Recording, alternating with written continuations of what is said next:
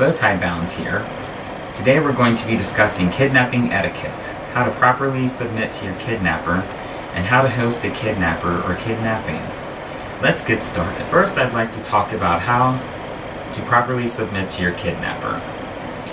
Now, I know this is kind of a silly subject, but for us dandies, it's very important that we maintain our personas and maintain our level of dress. So if there's anything we can do in a confrontation to help preserve that, we're going to be very conscious of it the whole time. So, first things first, hands up in the surrender position. I waste no time whatsoever doing so. Even if the kidnapper doesn't have any kind of gun or knife or weapon, and he's just aggressive in his speech, I'm going to throw my hands up immediately. That's a visual sign, universal visual sign that's going to show him this guy doesn't want to fight. And I'm going to continue that by saying to him, I don't want any trouble, sir. If you need, do whatever you need to do. Just don't hurt me. I may even go even further to point my outfit out to him and explain why I can't fight because of it, because I don't want to risk messing it up, and also because I'm physically unable to defend myself because of the fitted layers that I'm wearing before him. I'm also very cordial, very polite with my kidnapper. I'm always going out of my way to help them in any way I can to aid in my kidnapping. I'm also very apologetic. I'll say things to them like, I'm sorry for, whatever it was I did that caused you to decide I need to be tied up and gagged. I am also thanking them for taking time out of their busy schedule to properly secure me. Later on through the process, I may compliment their rope work or even suggest ways to tighten the ropes if they're too loose, or things that will help secure me better so I'm not tempted to try and escape later on. Also, things that are helpful is supplying items for your captor.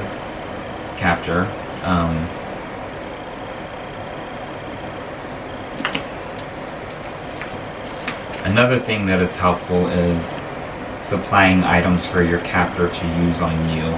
A lot of times, kidnappings are very spontaneous and unexpected, unplanned. Sometimes a guy can decide on the fly that you need to be kept quiet, and he has not prepared to do so. So one thing I love to do is keep extra cotton hankies in my inner suit pocket that I can pull out at the ready. I like to keep 3 on hand so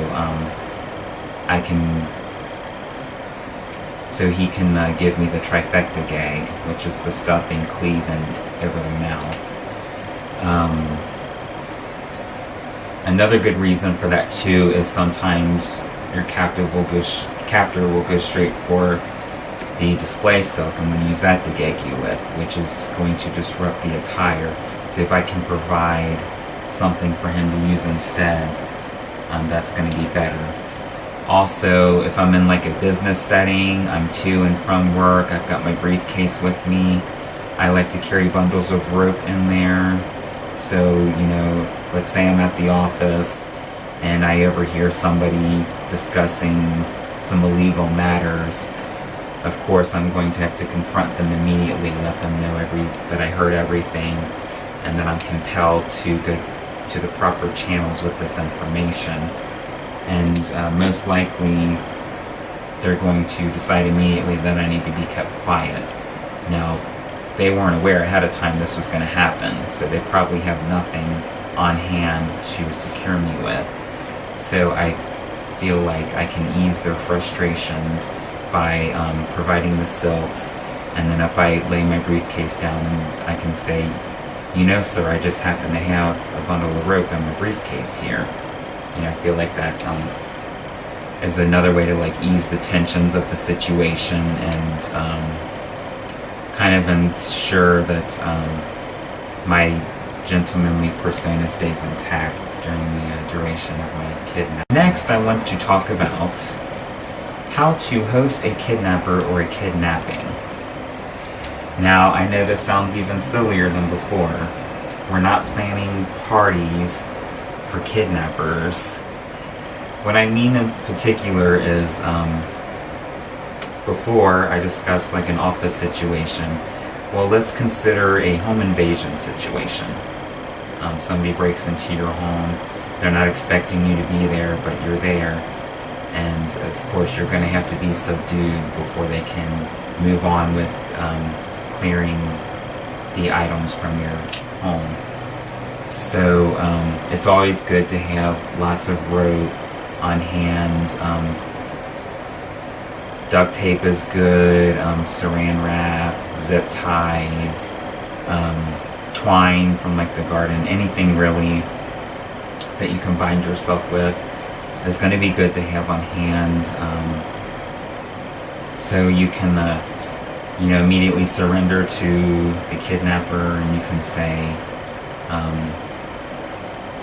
I just happen to have these items on hand if you would like to use them,